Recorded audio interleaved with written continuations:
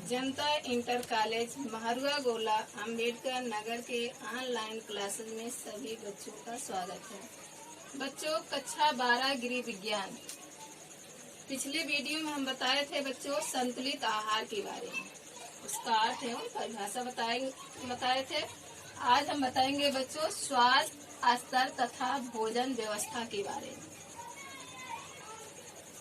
उत्तम स्वास्थ्य का सीधा संबंध किससे होता है बच्चों? भोजन से। उत्तम स्वास्थ्य का सीधा संबंध भोजन या आहार से है। भोजन या आहार से है। उत्तम एवं संतुलित एवं पौष्टिक आहार ग्रहण करने से व्यक्ति क्या हो जाता है? स्वस्थ हो जाता है और रोग मुक्त हो जाते हैं बच्चों।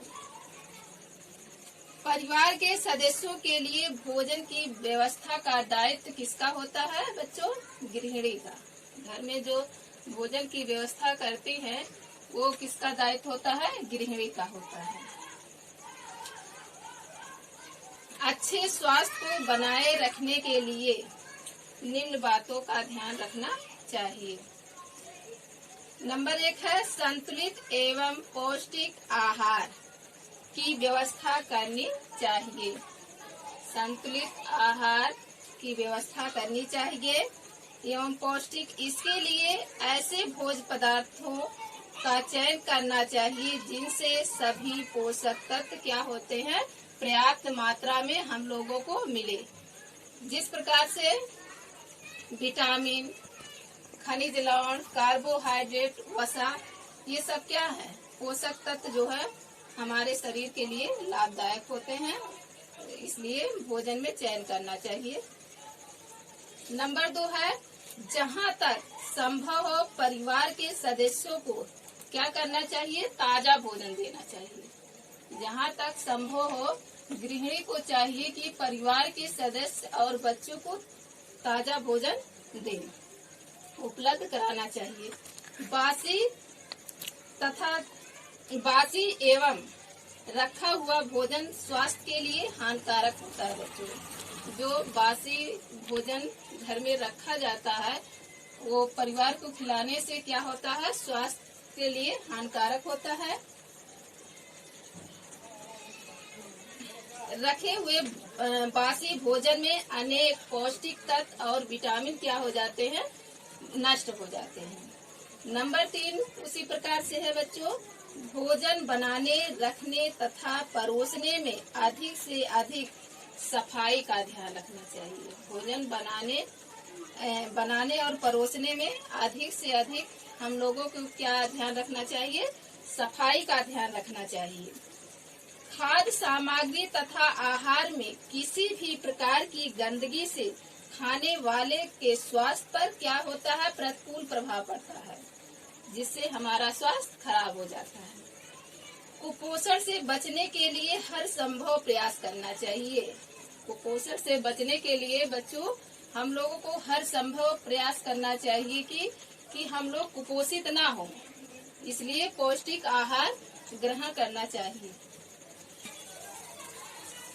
और इसके आगे हम बता रहे हैं बच्चों मिलावटी खाद्य सामग्री का प्रयोग कदापि नहीं करना चाहिए। इसमें भोजन में खाने पीने के सामानों में मिलावटी सामान जो मंगाया जाता है बाजार से, उसका प्रयोग कदापि नहीं करना चाहिए। उसका प्रयोग करने से क्या हो जाता है? स्वास्थ्य पर बुरा प्रभाव पड़ता है। जिस प्रकार से भोजन में ले लीजिए, हम पिसा हल्दी मंगा लेते हैं बाजार से, जिससे हम लोगों को मेहनत ना करना पड़े और उसको तुरंत पका ले डाल करके, तो क्या होता है? पिसी हुई हल्दी और मिर्च मसाले में क्या होता है? उसमें मिलावट रहती है। इसलिए मिलावट वाला सामान का प्रयोग खाद्य पदार्थों में बच्चों नहीं करना चाहिए।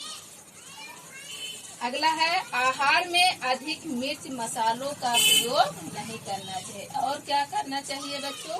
जो भी हम भोजन बनाते व पकाते हैं उसमें क्या करना चाहिए? अधिक मिर्च और मसालों का प्रयोग नहीं करना चाहिए।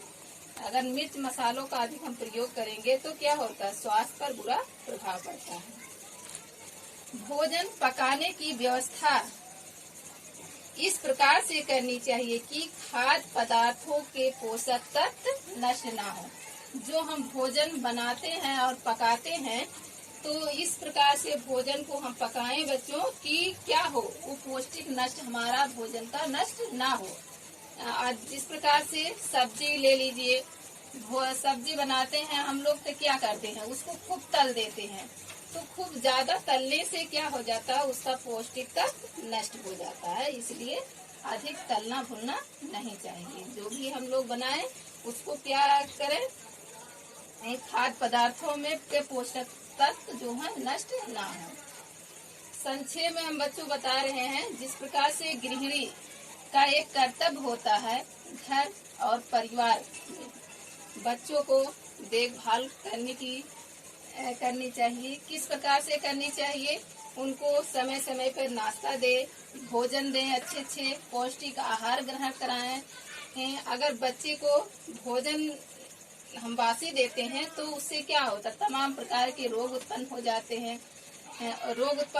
हैं। बच्चे अगर खा लेते हैं उससे फूड पॉइजन हो जाते हैं। तो ये सब क्या है, एक अच्छी गृहिणी का कर्तव्य होता है घर की व्यवस्था को अच्छे ढंग से निभाना।